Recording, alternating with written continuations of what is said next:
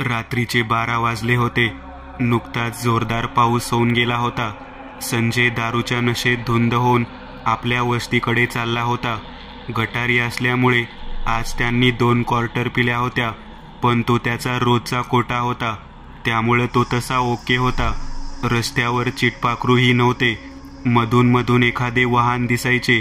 कोथरूड आणि कर्वेनगरच्या मधोमध असलेल्या धावडे वस्तीत तो आणि त्याची बायको शांता राहत होते. संजय गवंडी काम करणारा साधा मजूर होता, पण बाहेर ख्याली होता. खिशात पैसा आला की तो दारू आणि व्याभिचार यातच उडवायचा. तो फुटपाथवरून चालत चालला होता. आता बाजूलाच एक मोकळी जागा होती. कित्येक वर्ष ती जागा तशीच पडून होती. तिथं आता खूप झाडी झुडपे उगवली होती.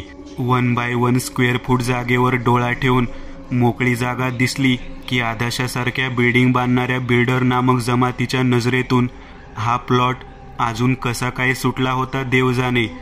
पण तिथं कोणी येत नसे, कोणी जात नसे. आजूबाजूला मोठमोठ्या बिल्डिंग बनल्या होत्या, पण ती जागा ओसाडच होती. आता संजय फुटपाथवरून जाता जाता त्या मोकळ्या जागेकडे नजर फिरवत चालला होता आणि तितक्यात त्याची नजर पडली तिच्यावर. एका अप्सरेलाही लाजवेल असं होतं तिचं सौंदर्य.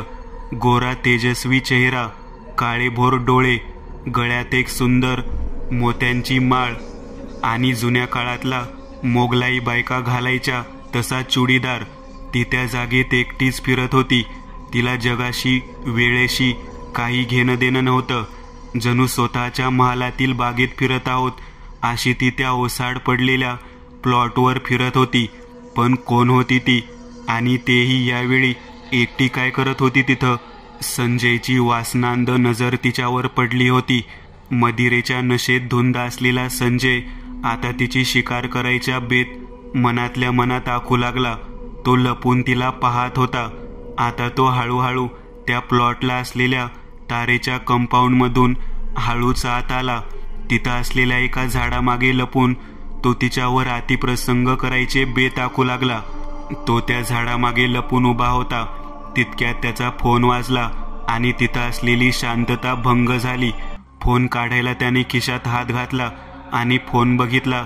तो फोन शांताचा होता.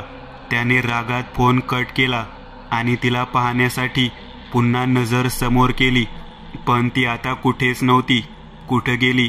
आता तर इथंच होती. तो आता झाडाच्या मागून पुढं आला आणि तिला शोधू लागला, पण ती कुठंच नव्हती.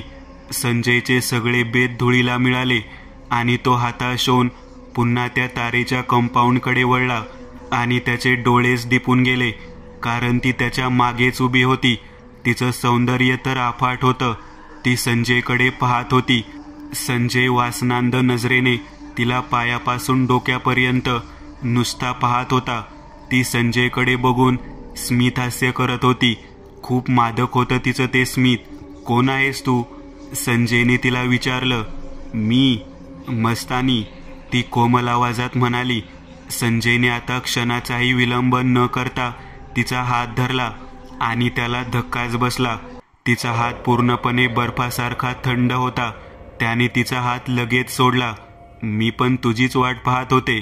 कर माझी अर्धवट इच्छा पुरी. मी तुझीच आहे. ती जोरजोरात हसत होती. संजय नशेत होता, त्यामुळे त्याला कसलंच भान नव्हतं. त्याला फक्त ती हवी होती. संजयने परत तिचा हात धरला आणि तिला झाडीच्या आत घेऊन जाऊ लागला. ती पण स्वच्छेने त्याच्या मागे चालली होती. शेवटी तिथं त्याला हवी तशी जागा. त्याने मागे वळून तिच्याकडे पाहिलं आणि त्याची नशाच उतरली, कारण मागे कोणीच नव्हतं. संजयच्या हातात फक्त एक सडलेला हात होता, कोपऱ्यापासून पूर्ण सडलेला. संजयला कळलं की ही स्त्री नसून एक पिशाच आहे. तो आता जीव वाचवत पळू लागला. पळत पळत तो झाडीतून बाहेर आला. समोरच तारेचं कुंपण दिसत होतं. संजय घामाघूम झाला होता. त्याने मागे वळून पाहिलं आणि त्याची दातखिळीच बसली. मागे ती त्याच्या दिशेने हळूहळू चालत येत होती, पण तिचं खरं रूप दिसत होतं. सगळं शरीर सडलेलं, कवटी आणि हातापायांना मांस चिकटलेली हाडं, कपडे फाटलेले, रक्ताने माखलेले. संजय तिचं ते रूप पाहून सुन्न झाला. ये कर माझी अपुरी इच्छा पूर्ण. तिचं विक्षिप्त हास्य पाहून त्याची दात खिळीच बसली. तो कुंपणाच्या दिशेने जाऊ लागला, पण तिने त्याला धरून ठेवला. तो ओरडत राहिला, पण काहीच उपयोग झाला नाही. तिने त्याच्या मानेला चावा घेतला आणि क्षणभरात त्याच्या शरीरातील सगळं रक्त शोषून घेतलं. त्याचं शरीर क्षणभरात सुकून गेलं. त्याने तिथे जीव सोडला, पण त्याचं रक्त पिऊन आता ती अजूनच तरुण दिसू लागली. तिची कांती अजूनच बहरली. दुसऱ्या दिवशी त्याचं प्रेत त्याच जागेत फुटपाथवर सापडलं आणि सगळ्या परिसरात दहशत पसरली. अफवांना उधाण आलं. पोलीस नेहमीप्रमाणे तपास करत आहोत असं सांगून हेल्मेट न घालणाऱ्यांकडून दंड वसूल करण्यात व्यस्त झाले. आता या गोष्टीला 6 महिने उलटून गेले. शहरात मेट्रोची कामं सुरू झाली. मेट्रोचा एक मार्ग त्या रस्त्यावरून जात होता. तिथे आता दिवस रात्र काम चालू झालं. रात्रपाळीसाठी असणारे मजूर तिथं ये जा करू लागले. हे सर्व पाहून ती मनातल्या मनात खूप खुश होती, कारण तिची तहान भागवण्यासाठी आता तिला फार वाट पाहावी लागणार होती. तिची तहान खूप वाढली होती. त्यातच ती जागा एका मोठ्या बिल्डरने ताब्यात घेतली. तिथे एक मोठा मॉल बांधायची तयारी चालू होती. तिथली झाडी झुडपे साफ करायची सुरुवात झाली. रतन एक तरुण होता. त्याला बिल्डरने सुपरवायझर म्हणून ती कामगिरी दिली. पहिल्या दिवशी तो काही मजुरांना घेऊन तिथं पोहोचला. तारेच्या त्या कुंपणाजवळ उभा राहून तो जागेची पाहणी करू लागला आणि त्यानं त्याचं पहिलं पाऊल त्या जमिनीवर टाकलं आणि त्यानं कामगारांना काम चालू करायच्या सूचना दिल्या. ती त्याला पाहत होती.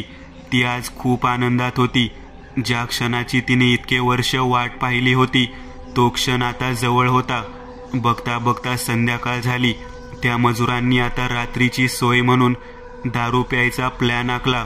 रतन तसा खूप डाऊन टू अर्थ होता. मजुरांनी त्याला आग्रह केला. तोही त्याच्या बरोबर बसला. आता 4 पेग झाले होते. रतन आणि बाकीचे मजूर आता निघाले आपापल्या घरी जायला. ते त्या प्लॉटवरून बाहेर पडतच होते. इतक्यात रतनला आठवलं की त्याचा मोबाईल त्याच्या खिशात नाहीये. त्याला हे पण लक्षात आलं की तो तिथं बसला होता त्या जागी त्याने बाजूला काढून ठेवला होता. त्याने बाकीच्यांना जायला सांगितले आणि तो एकटाच त्या जागी आला जिथं मोबाईल ठेवला होता. पण त्याला तिथं मोबाईल दिसलाच नाही. तुम्ही हे शोधत आहात का? मागून एक कोमल आवाज आला. रतन थोडा दचकला. त्याने मागे पाहिलं. तिचं ते स्वर्गीय सौंदर्य पाहून तो पहिल्या क्षणीच तिच्या प्रेमात पडला. हो, माझाच फोन आहे तो. इथं पडला होता. हा घ्या. तिने तो फोन त्याला दिला. तुम्ही यावेळी इथं काय करताय? रतनने विचारलं. मी इथंच राहते. इथंच म्हणजे बाजूला, त्या तिकडे. बाजूला असलेल्या एका उंच इमारतीकडे बोट दाखवत ती म्हणाली. रात्री झोप येत नव्हती म्हणून फेरफटका मारायला आले होते. अहो, पण तुमच्यासारख्या तरुण आणि सुंदर मुलीने यावेळी असं फिरू नये. हो, पण यावेळी इथं फिरत नसते तर आपली ओळख पण झाली नसती. हो, खरं आहे. पण तुमचं नाव काय? मस्तानी. काय? मस्तानी? सुंदर नाव आहे. रतन बोलला आणि हसला. मी रतन, इथं सुपरवायझर आहे. रतनने स्वतःची ओळख करून दिली. बरं, चला येतो मी. आणि तुम्ही पण घरी जावा. रात्र खूप झालीये. रतन तिला म्हणाला. हो, पण उद्या भेटाल ना? हो, नक्की. पण किती वाजता? रतन आनंद लपवत विचारू लागला. याच वेळी भेटू. आता रतन तिला नकार देऊ इच्छित नव्हता, कारण एकतर ती खूप सुंदर होती. त्यात ती स्वतः एकांतात भेटायला बोलावत होती. म्हणजे मनी कांचन योग. ठीक आहे, उद्या याच वेळी, रतन म्हणाला आणि तिथून निघून गेला. तो तिथून गेला होता, पण ती विक्षिप्तपणे हसत होती. तिची 25 वर्षाची तपस्या आता 10-12 दिवसातच सफल होणार होती. आता ते पुढचे 4 दिवस रोज रात्री तिथं भेटू लागले. पण तिच्या 4-5 गोष्टी रतनला खटकत असत. एक म्हणजे ती काही खात पीत नसे. दुसरं म्हणजे तिचं बोलणं खूप गूढ असायचं. आणि तिसरं म्हणजे ती रतनपासून 2 फूट अंतर ठेवून बसायची. आज त्याची ही 6वी भेट होती. रतन तिच्यावर भाळला होता आणि ती पण आपल्यावर प्रेम करत असेल असे त्याला वाटत होतं. मग आज त्याने ठरवलं की तिला आज रात्री विचारायचं. आज तो तिथं थोडा लवकरच आला, म्हणजे दिवसभर तिथलं काम संपवून तो संध्याकाळी घरी गेला आणि सगळं आवरून तो रात्री 10:30लाच तिथं पोहोचला. तिथं आज त्याला जरा विचित्र वाटत होतं, कारण दिवसा ती जागा नॉर्मल वाटायची आणि रात्री ती त्याच्या सोबत असायची तेव्हा ती जागा म्हणजे त्याला स्वर्ग वाटायची. पण आज असं पहिल्यांदाच झालेलं की तो रात्री तिथं एकटा होता. तो तिला कसं प्रपोज करायचं याची तालीम करत तिथं एका दगडावर बसला होता. इतक्यात त्याच्या खांद्यावर कोणीतरी हात ठेवला. त्याला वाटलं की तीच असेल. त्याने मागे पाहिलं आणि त्याच्या अंगावर भीतीने काटा आला. तो एक पुरुष होता. पूर्ण चेहरा पांढरा पडलेला, जणू शरीरात रक्त नसावं. त्याच्या डोळे आत गेलेले, कपडे फाटलेले आणि कपड्यावर रक्त. जीव प्यारा असेल तर निघ इथून, ती तुला पण गिळून टाकेल. नको लागू तिच्या नादी, तो पुरुष त्याला सांगू लागला. कोण कोण गिळून टाकेल? काय बोलताय तुम्ही? रतन घाबरत त्याला म्हणाला. तीच मस्तानी, जिनं तुला भुरळ घातलीये. पण तुम्ही कोण आहात आणि अशी अवस्था? रतनने विचारलं. मी संजय, मजुरी काम करायचो. तिला बघून इथं आलो आणि इथंच अडकलो. ही जागा शापित आहे, तू जा इथून. तिची तहान खूप मोठी आहे, तुला सोडणार नाही. जोवर तिला मुक्ती मिळणार नाही तोवर आम्हाला पण नाही सोडणार ती. तुझं रक्त पिऊन तुला पण माझ्यासारखं बनवेल. रतन घाबरला आणि त्यानं तिथून निघायची तयारी केली. तो आता त्या तारेच्या कुंपणाजवळ येऊ लागला. त्याने मागे पाहिलं पण आता संजय तिथं नव्हता. तो घाबरून तिथून निघून आता घरी आला. रात्रभर त्याला झोप नव्हती. तो तिचा विचार करत होता आणि संजयने सांगितलेली प्रत्येक गोष्ट आठवत होता. शेवटी त्याने तिचा विचार सोडून द्यायचा असं ठरवलं. या प्लॉटचं काम लवकर उरकून इथून निघून जायचं त्याने ठरवलं. पुढचे 5 दिवस तो दिवसा तिथे येऊन आपलं काम करायचा आणि संध्याकाळ व्हायच्या आत निघून जायचा. हॅलो रतन, आज काही झालं तरी त्या प्लॉटचं काम संपलं पाहिजे. उद्या भूमिपूजन करायचंय. बॉसने अचानक आदेश दिला आणि रतनने तो मान्य करून काम उरकायच्या सूचना मजुरांना दिल्या. तो काम उरकायच्या घाईत होता, पण म्हणता म्हणता संध्याकाळ झाली. अजून 2 तास लागतील सगळी सफाई करायला असं मजुरांनी सांगितलं. शेवटी 11 वाजता सगळं काम आटोपलं. रतनला धाकधूक लागलेली. ती यायच्या त्याला सगळं उरकून इथून पळायचं होतं, कारण संजयचे शब्द आणि तिचं विचित्र वागणं यात काहीतरी तथ्य होतं. आणि तितक्यात एका मजुराची किंकाळी ऐकू आली. सगळे पळत त्या दिशेला गेले. तिथं तो जखमी अवस्थेत पडला होता. त्याचं शरीर पांढरं पडलं होतं, सुकून गेलं होतं. जणू काही सगळं रक्त सुकून गेलं होतं त्याच्या शरीरातलं. त्याला लगेच जवळच्या एका रुग्णालयात नेण्यात आलं. बॉसचा फोन आला आणि त्यांना रतनला प्लॉटवरच थांबायला सांगितलं. आता मात्र रतन घाबरला होता, पण तो तिथेच थांबला होता. तितक्यात बॉसची गाडी प्लॉट समोर आली. बॉस आणि त्याचे 2 सहकारी गाडीतून उतरून प्लॉटवर आले. त्यांना रतन लांब पाठमोऱ्या अवस्थेत दिसला. रतन, काय झालं? सगळं ठीक आहे ना? तिथं का उभा आहेस? इकडे ये, बॉसने आवाज दिला. पण रतन तसाच पाठमोरा उभा होता आणि हळूहळू रतन बॉसच्या दिशेने वळला आणि चालत चालत येऊ लागला. पण त्याची चाल आता पुरुषी राहिलेली नव्हती. तो एखाद्या स्त्रीसारखा चालत होता. ते पाहून बॉस जरा गोंधळात पडला. रतन एकटक बॉसकडे विचित्र नजरेने बघत होता. रतन, काय झालं? सगळं ठीक आहे ना? बॉसने विचारलं. हो, आता सगळं ठीक आहे, रतन बोलला. पण तो त्याचा आवाज नव्हता. तो एखाद्या स्त्रीचा आवाज होता. तुझ्या आवाजाला काय झालं? काही नाही, सगळं ठीक आहे, परत तो तसाच बोलला. बरं, तू जा आता, उद्या भूमिपूजन आहे, लवकर ये. बॉस असं म्हणून निघून गेला. पण रतन तिथेच उभा होता. दुसऱ्या दिवशी तिथं भूमिपूजन करायला बॉस आणि त्याची बायको आणि काही जवळचे लोक पोहोचले. पण रतन कुठंच नव्हता. शेवटी त्यांनी भूमिपूजनची तयारी चालू केली. बॉसने नारळ फोडला आणि तिथं उपस्थित सगळ्यांचे चेहरे आश्चर्याने पांढरे पडले, कारण त्या नारळातून रक्त बाहेर येत होते. इतक्यात मागून कोणाच्या तरी पैंजनाचा आवाज आला. सगळ्यांनी मागे पाहिलं. तो रतन होता. त्याने स्त्रीचे कपडे घातले होते, गळ्यात तीच मोत्याची माळ आणि अंगावर तोच चुडीदार. त्याला पाहून तिथं भीतीचं वातावरण तयार झालं. बॉस तर जरा जास्तच घाबरला. रतन, हे काय रे? काय पोरखिळा आहे हा? काय करून घेतलंयस? बॉस रागाने म्हणाला. पण गुरुजीच्या सांगण्यावरून बॉस शांत झाला आणि लोखंडी अवजाराने त्याने त्या जमिनीवर एक प्रहार केला आणि अचानक तिथून एक जोरदार किंकाळी ऐकू आली आणि रक्ताची एक चिळकांडी तिथून उडाली आणि पाण्याची धार लागावी तशी रक्ताची धार लागली. जणू काही तो घाव त्याने कोणाच्या छातीवर केला होता. त्या किंकाळीने तो सगळा भाग हादरून गेला. काही लोकांना पुढे काहीतरी भयंकर होईल याची जाणीव झाली आणि ते निघू लागले. आता तिथं फक्त बॉसची बायको, त्याचे 2 बॉडीगार्ड आणि स्त्रीवेशातील रतन एवढेच लोक होते. बॉसने आता परत त्या जमिनीवर आघात केला. तो एकावर एक आघात करत गेला. हळूहळू एक खड्डा तयार झाला आणि तिथून मानवी हाडांचे अवशेष दिसू लागले. सगळेच जण हादरले. थोडा अजून खोदल्यावर एक मानवी सांगाडाच तिथं असल्याचं समजलं. बॉडीगार्ड्सनी तो बाहेर काढला. त्या सांगाड्याभोवती पांढऱ्या चुडीदार कापडाचे काही तुकडे होते आणि त्या सांगाड्याच्या गळ्यात एक मोत्याची माळ होती. ती माळ आणि ते कापडाचे तुकडे पाहून बॉसला काहीतरी आठवलं आणि तो भीतीने घामाघूम झाला. त्याने त्वरित बायकोचा हात धरला आणि तो गाडीकडे निघाला. कुठं निघालास? तू आता इथून जाऊ शकत नाहीस.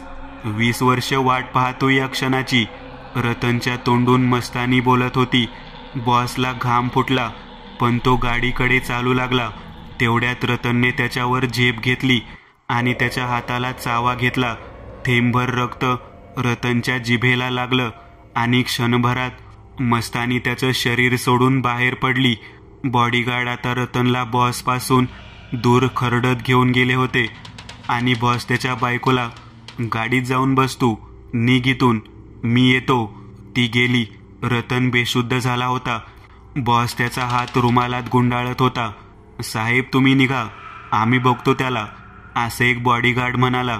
बॉसला कळत नव्हतं काय करावं. तो आता त्या प्लॉटच्या सीमेतून बाहेर निघायला चालू लागला आणि त्याने मागे वळून पाहिलं. तिथं अचानक जवळपास 10-12 माणसे त्याच्या मागे उभी होती. विचित्र, सगळ्यांचे चेहरे पांढरे, डोळे आत गेलेले, शरीराची लखतरं झालेली आणि त्याच गर्दीतून पुढं आली. ते सगळं पाहून बॉडीगार्ड वाट मिळेल तिथून पळून गेले. ती तिच्या सुंदर रूपात होती. तिला पाहून बॉसच्या पायाखालची जमीन सरकली. तू तर मेली होतीस, तू इथं कशी? बॉस म्हणाला. म्हणजे तुझ्या लक्षात आहे तर? ती म्हणाली, हो, पण मला क्षमा कर, जे झालं ती चूक होती. बॉसच्या डोळ्यासमोर सगळा भूतकाळ येऊ लागला. तो तरुणपणी रंगेल होता. त्यातच त्यानं तिला पाहिलं आणि तिच्या प्रेमात पडला. पण ती कामाटीपुऱ्यात एका कोठ्यावर नाचणारी एक तवायफ होती आणि तो एका गर्भश्रीमंत घरचा वारीस. घरी कळल्यावर घरच्यांनी त्याचं लग्न लावून दिलं. याची खबर तिला झाली. तिनं त्याला भेटायला बोलावलं. तो त्याच्या 2 मित्रांना घेऊन गेला. तिने त्याला आपण त्याच्यापासून गरोदर आहोत हे सांगितलं आणि त्याने बेइज्जतीच्या भीतीने तिचा गळा चिरला. प्रेताची विल्हेवाट लावायची जबाबदारी मित्रांना दिली. ते तिचं प्रेत एका गाडीत टाकून त्याच रात्री पुण्याला आले आणि त्या सुनसान जागी तिचं प्रेत गाडलं. तेव्हापासून ती त्याची वाट पाहत होती आणि आज तो तिच्या समोर होता. हातबल. रतन शुद्धीवर आला होता आणि सगळा प्रकार पाहत होता. क्षणभरात ती त्याच्या जवळ आली आणि तिने त्याला जोरदार आलिंगन दिलं. तिचं खरं रूप आता समोर आलं होतं. सडलेला चेहरा, रक्तानं माखलेलं शरीर, कपडे. तिने त्याच्या मानेचा जोरदार चावा घेत त्याच्या शरीरातून सगळं रक्त पिऊन टाकलं. तिच्या मागे उभी असलेली ती सगळी पिशाच आता किंचाळू लागली. ती आता रडू लागली, हसू लागली, किंचाळू लागली आणि क्षणभरात तिचं शरीर धुळीला मिळालं. खाली राहिले ते तिचे कपडे आणि ती मोत्याची माळ. बॉस जागीच ठार झाला. रतन तिच्या कपड्यांपाशी आला त्यानं ते कपडे आणि ती माळ उचलली आणि तिथे जमिनीत पुरून टाकली. ती जागा पुन्हा तशीच ओसाड पडली. आजही तिथं बॉसचा आत्मा लोकांना रडत बसलेला कित्येक जणांनी पाहिलंय. मित्रांनो, आज पुरतं एवढंच. तुम्हाला जर काही गोष्ट आवडली असेल तर नक्की लाईक करा.